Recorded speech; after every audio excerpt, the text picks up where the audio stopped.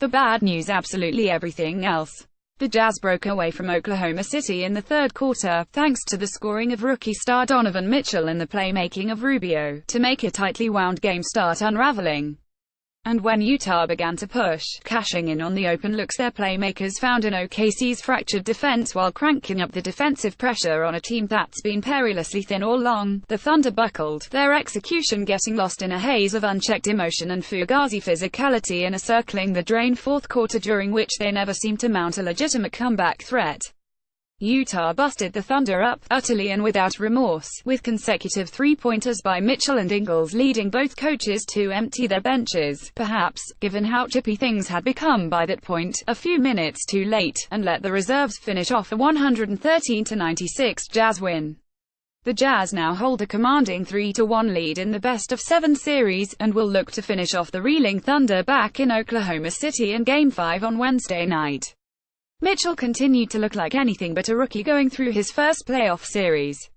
Utah's leading scorer patiently carved up the Thunder defense time and again en route to a game-high 33 points on 13 for 28 shooting to go, with 7 rebounds, 4 assists and 0 turnovers in 39 minutes of work.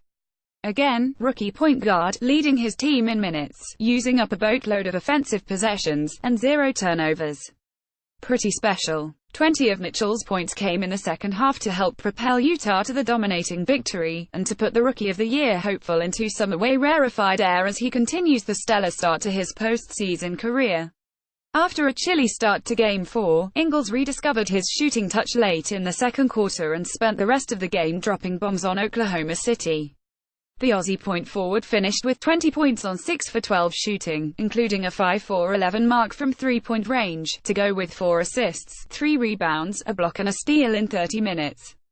Big men Rudy Gobert 16 points, 10 rebounds and Derek Favors 13 points on 6 for 9 shooting, 4 rebounds, 2 blocks did their part to plug up the middle, protect the rim, set screens, dive hard and finish strong at the basket.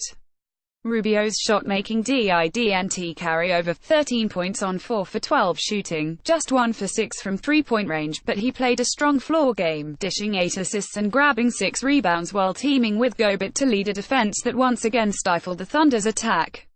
Westbrook went 7 for 18 from the field for his 23 points. George got his 32 more efficiently, thanks to a dozen trips to the foul line, but even his 19 second-half points weren't nearly enough to stem the rising tide. Carmelo Anthony, imported this summer to be the third scorer on a team with title aspirations, finished with 11 points on 5 for 18 shooting. The Jazz strangled Oklahoma City, limiting the Thunder to 39.3% shooting as a team, a 5 for 26 mark from three-point range, and 14 turnovers against 10 assists. Coming off a convincing Game 3 defeat and needing a big outing to regain home court advantage and seize back control of their first-round series, the Thunder opened up Game 4 intent on bringing enough aggression and physicality to tilt the tide back in their favor. It worked for them in the early going, as strong starts from Westbrook and George staked OKC to a 6-point lead after the first quarter, and kept them on top deep into the second. And yet, Westbrook's edge seemed a bit too edgy, with his pell-mell drives and cranked-up intensity sliding over the edge into 3 early fouls. George seemed to be getting pushed out of his comfort zone by the relentless presence and trash-talking of Joe Ingles. Anthony still wasn't hitting anything, and Oklahoma City still wasn't getting anything from its bench. And the Jazz were still getting all those tasty looks out of the pick-and-roll game helped turn games 2 and 3. They just weren't making them. You could feel it coming. And then, all of a sudden, there it was. With just under 2 minutes to go in the first half, the Jazz ran a horn set, with Mitchell stationed at the left elbow and Gobert on the right. Rubio dribbled away from his center, and away Oklahoma City center Steven Adams, who had been drawn away from the rim, going left off Mitchell's hip with a step on Westbrook. When Rubio beat Russ, George had to slide down from the corner to protect the rim, because there was nobody else there. That left Ingles open in the right corner, and despite 4 early misses from beyond the arc, Rubio fed him again. This time, Ingles splashed the jumper down, giving the Jazz a 50-49 lead.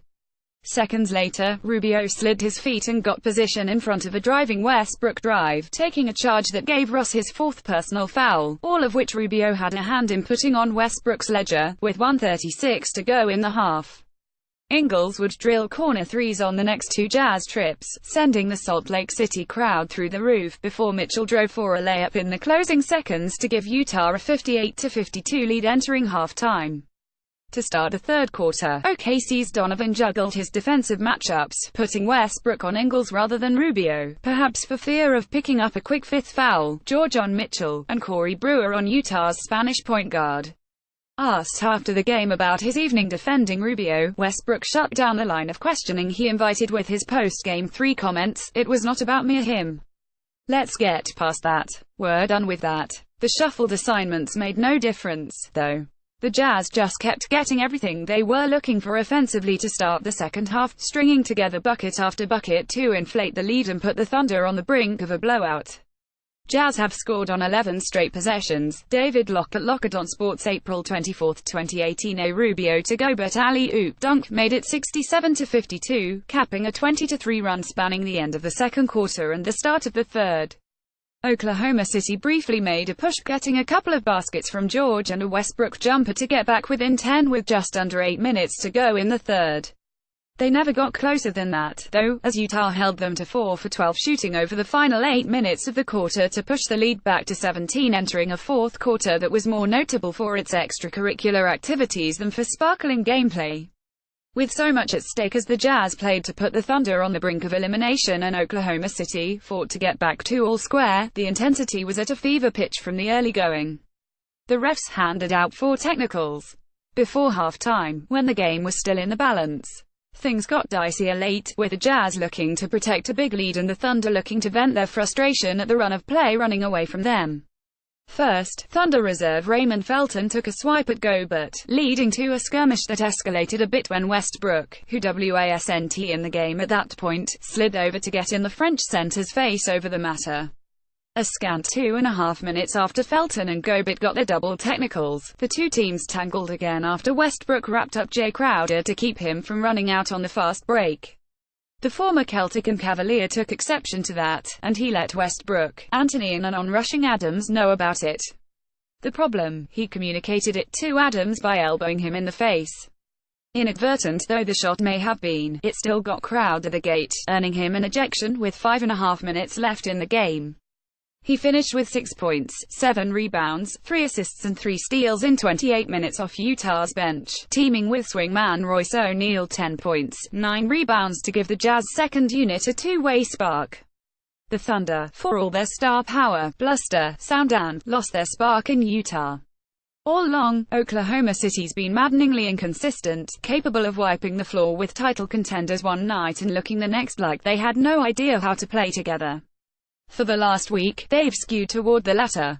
If they can't swing back to the sunnier side of the street by Wednesday, this frustrating will come to an end, and perhaps, so will the chance to turn the Russ-PG pairing into a long-running partnership. We've learned this much, though, talking alone won't do the job. The Jazz don't fear the Thunder, because Oklahoma City has given them nothing to fear. Utah knows that. If Westbrook and George get themselves on tilt, the game's theirs for the taking.